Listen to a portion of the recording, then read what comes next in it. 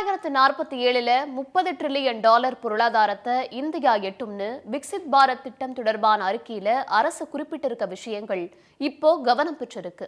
$30 trillion பொருளாதாரத்தை எட்ட இந்தியாவின் தற்போதைய ஜிடிபியில இருந்து கிட்டத்தட்ட 10 மடங்கு வளர்ச்சியை அடைய வேண்டி இருக்கிறதையும், தனிநபர் வருமானம் 8 மடங்கு அதிகரிக்க வேண்டி இருக்கிறதா சொல்லப்பட்டிருக்கிறதையும் பார்க்க வேண்டியிருக்கு. அடுத்த 3 ஆண்டுகள்ல இந்தியா சர்வதேச அளவில் 3வது மிகப்பெரிய பொருளாதாரத்தை கொண்ட நாடா மாறும்னு கணிக்கப்பட்டிருக்கு. 2047 $30 டிரில்லியன் அரசின் இலக்கு சொல்வது என்ன? டார்கெட் 2047 சாதிக்குமா விக்சித் பாரத் திட்டம்? இதையெல்லாம் தான் ஸ்பாட்லைட்ல பார்க்க போறோம். 2047 இந்திய பொருளாதாரத்தை $30 டிரில்லியன் உயர்த்த நாம எல்லாரும் ஒருங்கிணைந்து பாடுபடணும்னு விக்சித் பாரத் 2047 திட்டம் தொடர்பான அரசின் அறிக்கையில சொல்லப்பட்டிருக்கு. இந்தியாவின் ஜிடிபி இப்போ $3.3 டிரில்லியன் இருக்கு. $30 டிரில்லியன் பொருளாதாரத்தை எட்ட தற்போதைய ஜிடிபியில இருந்து கிட்டத்தட்ட 10 மடங்கு வளர்ச்சி அடைய வேண்டியிருக்கு. இந்தியாவில் இப்போ தனிநபரின் சராசரி ஆண்டு வருமானம் சுமார் $2,264 இருக்க நிலையில 2047 தனிநபரின் ஆண்டு வருமானம் சுமார் $18,000, அதாவது இந்திய மதிப்புல சுமார் $15,07,000 அதிகரிக்கணும்னு சொல்லப்பட்டிருக்கு. மிகப்பெரிய பொருளாதாரத்தை கொண்ட நாடுகளின் வரிசையில இந்தியா 5வது இடத்துல இருக்க நிலையில 2027 இந்தியா 3வது மிகப்பெரிய பொருளாதாரத்தை கொண்ட நாடா மாறும்னும், அடுத்த 3 ஆண்டுகள்ல இந்தியாவின் ஜிடிபி $5 டிரில்லியன் கடக்கும்னும் சொல்லப்பட்டிருக்கு. தனிநபரின் ஆண்டு வருமானம் சராசரியா $14,005 மேல இருக்கும் நாடுகளை அதிக வருவாயை கொண்ட நாடுகளா குறிப்பிடுது உலக வங்கி.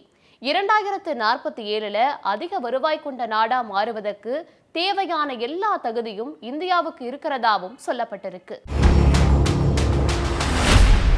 தற்போது இந்தியாவின் மக்கள் தொகை சுமார் 140 கோடியா இருக்கும் நிலையில அது 2047 165 கோடியா உயரும்னும், வேலை பார்க்கும் மக்களின் எண்ணிக்கை இப்போ 96 கோடியா இருக்கும் நிலையில 2047 112 கோடியா இருக்கும்னும் நிதி ஆயோக் அறிக்கை சொல்லியிருக்கு.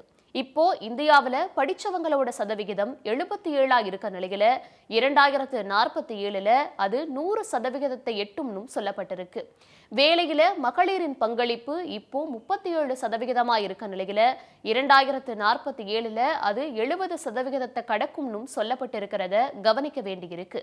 பாலின சமத்துவத்துல இந்தியா இப்போ 122வது இடத்துல இருக்க நிலையில 2047 டாப் 10 நாடுகளுக்குள்ள வரும்னும் தெரிவிக்கப்பட்டிருக்கு. இந்திய பொருளாதாரத்துல தொழிற்சாலைகளின் பங்களிப்பு இப்போ 28% இருக்கு. 2047 ஆண்டு இந்திய ஜிடிபியில தொழிற்சாலைகளின் பங்களிப்பு 34% அதிகரிக்கும்னும் நிதி ஆயோக் அறிக்கை சொல்லியிருக்கு. சுதந்திரம் பெற்று 100 ஆண்டுகளை நிறைவு செய்கிற நிலையில இந்தியா உலக அரங்குல முக்கியத்துவம் பெற்ற முன்னணி நாடா இருக்கும் அப்படிங்கிறது ஒரு பக்கம் ஆரோக்கியமான விஷயமா இருந்தாலும், இந்தியா பொருளாதார ரீதியா மட்டுமில்லாம சமூக மற்றும் பொருளாதார ரீதியாவும் உலக நாடுகளுக்கு உதாரணமா இருக்க வேண்டியது அவசியமா இருக்கு அப்படிங்கிற ஒரு பார்வையும் இந்தியா மேல முன்வைக்கப்படுது.